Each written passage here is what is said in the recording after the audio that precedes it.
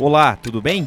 Eu sou o Márcio Miranda e esse é o 15 Minutos, podcast gravado aqui na redação da Gazeta do Povo. E por muitos anos, e o tempo todo, o Brasil só ofereceu para o jovem alguns métodos de prevenção à gravidez. Que era a camisinha, o preservativo, o anticoncepcional. Mas tem um método muito eficaz. Esse método, eu vou falar abstinência, que é o termo certo, mas esse método eu posso chamar também de retardar o início da relação sexual. As campanhas pré-carnaval do governo federal nesse ano prometem ir além da distribuição de camisinhas. A ideia é falar sobre diversão saudável e afetividades nos relacionamentos. Isso tudo que deve caminhar junto àquela já programada semana de prevenção da gravidez na adolescência, algo que já é realizado. Pois bem, a Cristina Gremel, que assina matéria sobre o assunto aqui na Gazeta, é minha convidada agora aqui no 15 Minutos para a gente explicar um pouco mais como deve funcionar essa campanha. Cristina, a ministra da Família, a ministra Damares Alves, já falou em algumas oportunidades sobre uma campanha contra a questão do sexo precoce. Essas campanhas de carnaval, agora do pré-carnaval, elas vão ser uma espécie de prévia, talvez, dessa ideia, Cristina? Na verdade, o Ministério diz que nesse exato momento eles estão em processo de elaboração do que eles pretendem que venha a ser uma campanha permanente. Mas a ideia é usar o carnaval, digamos assim, como um balão de ensaio, como uma prévia do que vai ser essa nova forma de comunicar às famílias, que elas também devem estar atentas a seus filhos menores de idade, na questão da sexualidade, porque essa vai ser uma nova forma de abordar a questão até de gravidez na adolescência. Eu queria falar um pouco sobre o papel da família no acompanhamento da sexualidade do adolescente. E isso, como eu falei até aqui na abertura, não vai invalidar, vamos dizer assim, a outra parte da campanha que já é tradicional, que é a questão, por exemplo, de distribuição de preservativos, e isso vai continuar acontecendo normalmente, mas há uma nova abordagem, então, nesse sentido. Tanto o Ministério da Mulher, da Família e dos Direitos Humanos, que é tocado pela ministra Damares Alves, quanto o Ministério da Saúde deixam bem claro isso, uma coisa não invalida a outra. Sim. Essa questão da distribuição de preservativos é campanha permanente do Ministério da Saúde. Inclusive, entrei em contato com o Ministério da Saúde para saber se haveria algo diferente na campanha esse ano, em função dessa nova abordagem que o Ministério da Mulher, Família e Direitos Humanos pretende trazer para a questão da gravidez na adolescência. E eles disseram não. O Ministério da Saúde tem campanhas permanentes contra a gravidez indesejada, eles não falam gravidez na adolescência necessariamente, que consiste em distribuição de métodos contraceptivos via postos de saúde. O Ministério passa para os estados, que repassam para os municípios, todo tipo de camisinha, masculina, feminina, pílula, anticoncepcional, DIU, enfim. Isso faz parte da campanha que o Ministério da Saúde diz ser permanente em relação à gravidez indesejada. Né? E nisso o Ministério não mexe. Inclusive, eu pedi dados para o Ministério se eles pelo menos poderem informar se aumenta o número de preservativos distribuídos na época do Carnaval. Eles não tinham esse dado para me fornecer de imediato. Então não tem nada específico em relação ao Carnaval, mas a campanha de distribuição de preservativos via unidades de saúde segue como sempre foi.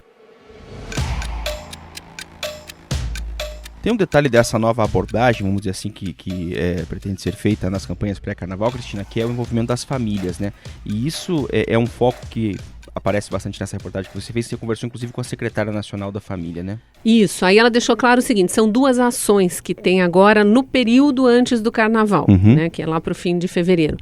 A primeira campanha, que é tocada pela Secretaria de Família, Secretaria Nacional de Família, é a campanha de combate à gravidez na adolescência, é a Semana de Prevenção, o nome oficial é Semana de Prevenção à Gravidez na Adolescência, que é uma semana que acontece sempre a partir do dia 1º de fevereiro. Isso desde 2010, instituído por lei. Então, essa semana vai acontecer, por acaso é sempre antes do Carnaval, a lei já entrou com esse intuito de alertar adolescentes para isso. Nesse período, E nesse ano, sim, ela diz que nesta semana todas as ações, palestras, material informativo que for distribuído, o que for feito em postos de saúde, tudo vai trazer um componente novo, que é essa questão da afetividade, do olhar para a sexualidade com atenção. Menores de idade não precisam sofrer pressão da sociedade para iniciar a vida sexual antes da hora que acharem oportuna, para terem orientação dos pais, para todo mundo estar engajado nisso. o que também pode vir a refletir na contenção dos casos de gravidez indesejada na adolescência. Retardar o início da relação sexual. E trazer para a relação sexual, conversar com os jovens sobre sexo e afeto.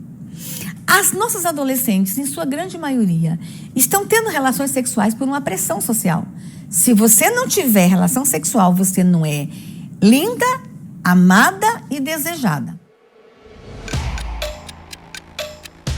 Tem alguma abordagem de teor religioso nessa campanha, Cristina? Não, nenhuma. Tanto a secretária Ângela Gandra quanto a ministra Damares Alves, quando anunciou isso lá no fim do ano passado, já diziam que a ideia é trazer um diálogo diferente com a sociedade, mas com dados científicos, com pesquisas, com embasamento. Só para complementar o que eu dizia antes, que faltou falar, eu dizia que eram duas coisas distintas. Uma era a semana de combate, de prevenção à gravidez na adolescência, e a outra é uma campanha pré-carnaval, sim. Isso da parte da Secretaria da Família, que vai consistir num vídeo divulgado nas redes sociais do Ministério. Enfim, a gente deve ver mais na internet do que na mídia, mas na mídia também, na mídia tradicional, em que a própria secretária de Família, Ângela Gandra, traz um recado direto para as famílias, mas aí ela não está focando especificamente na questão da gravidez na adolescência, e sim que o carnaval deve ser curtido por todo mundo, é um momento da cultura brasileira, mas que as pessoas tenham responsabilidade, que tenham uma diversão saudável, ela fala. Então esse vídeo vai ser gravado, na matéria a gente inclusive mostra o vídeo que foi divulgado ano passado com esse mesmo teor. Com esse mesmo teor, né? Olá, hoje eu queria falar sobre carnaval, alegria e família.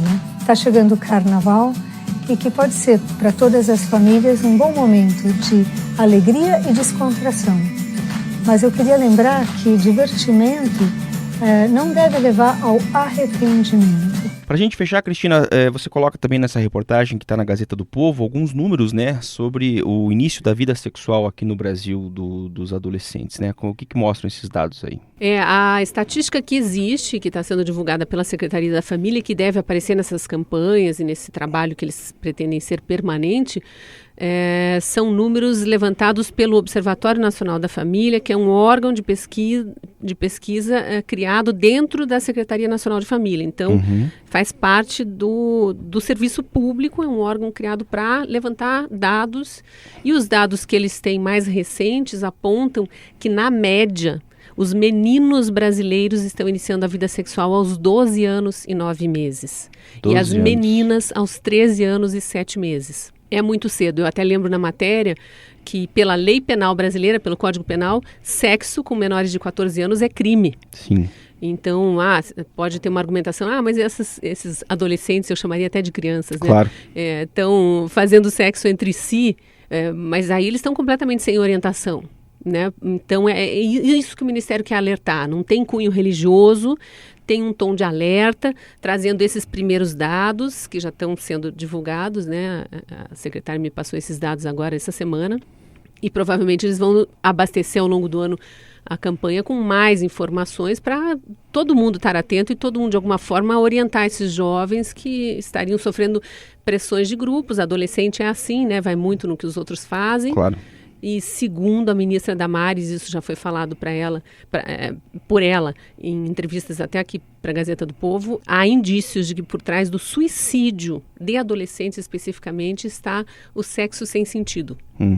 Então, é um problema, o componente afetividade ele deve vir com força, e o Ministério quer envolver as escolas também nesse trabalho. Vamos ver o que acontece ao longo do ano. Nós queremos falar sobre amor, sobre afeto. Então, é um assunto legal. Isso não quer dizer que nós não vamos falar dos preservativos, não vamos falar dos outros métodos, mas a gente quer trazer o método mais eficaz para não engravidar, é não ter a relação. Cristina Grêmio, obrigado, até a próxima. Obrigada a você. A sociedade brasileira votou no candidato que disse: nós vamos privatizar e reduzir o número de estatais.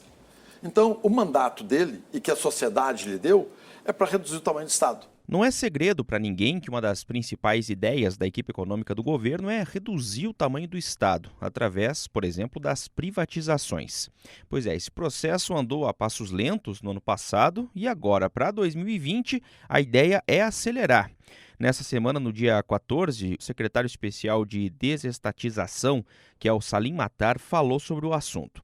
A editora de República da Gazeta do Povo em Brasília, a Jéssica Santana, acompanhou e vai nos ajudar aqui a entender no 15 minutos por que e como o governo pretende fazer esse processo de aceleração. Como esse ano de 2020,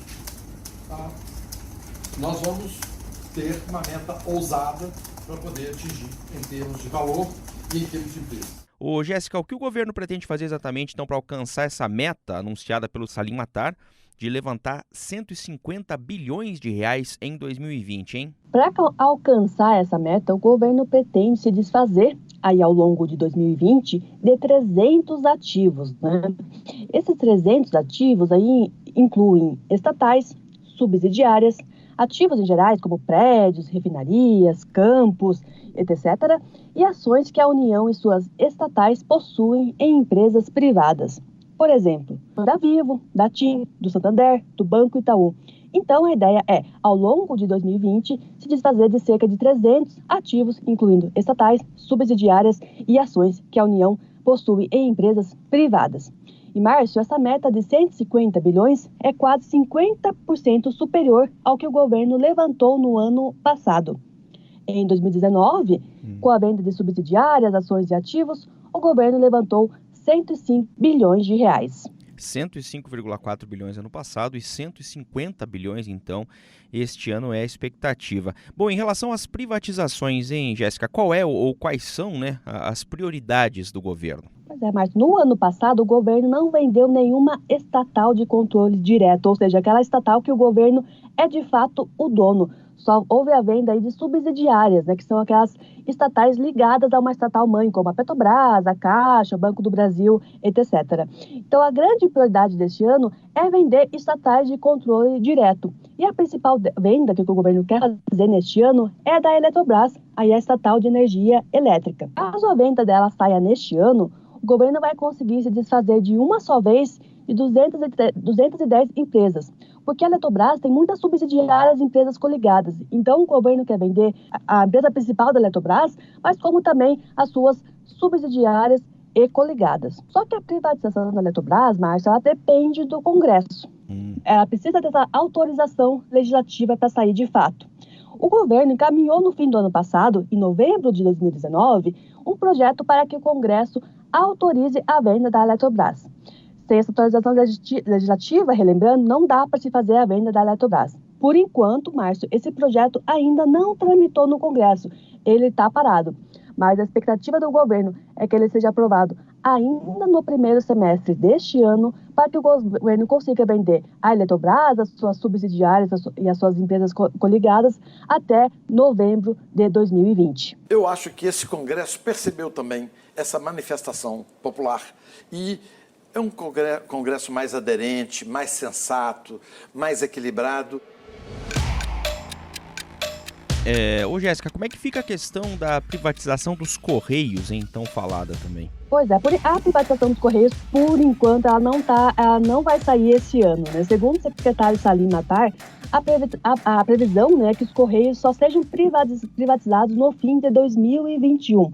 Você pegou exatamente o Correio, que talvez seja mais complexa, porque tem que quebrar o monopólio é constitucional, então tem que ter autorização do Congresso para vender. Além de precisar de uma autorização legislativa para vender os Correios, o caso dos Correios é um dos mais complexos, porque o serviço postal, que é prestado pelos Correios, que é o serviço de cartas, ele está previsto na Constituição. E segundo a Constituição Federal, o serviço postal é um monopólio da União, ou seja, a União é que tem que prestar esse serviço postal.